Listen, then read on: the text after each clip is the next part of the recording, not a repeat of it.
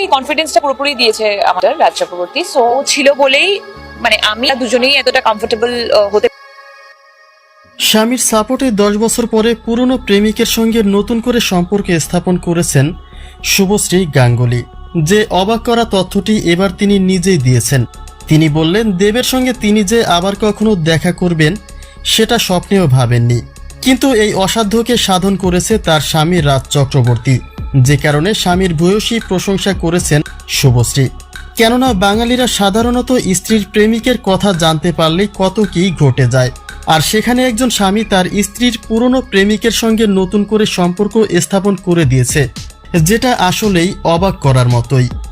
আমি এই কনফিডেন্সটা পেতাম না, ও ছিল বলেই মানে আমি দুজনেই এতটা কমফোর্টেবল হতে পেরেছি।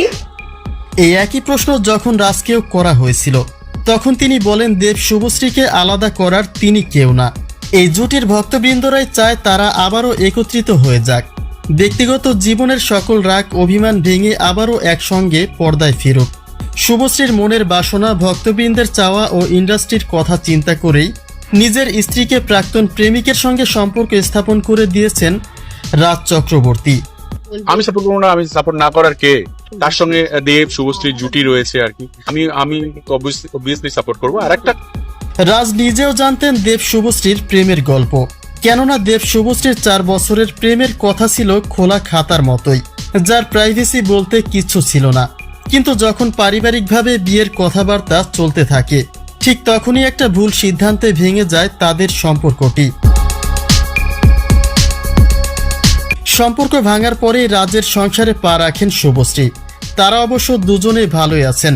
স্বামী স্ত্রীর একে অপরের প্রতি সম্মান, ভালোবাসা আর সুখের কমতি নেই তাদের।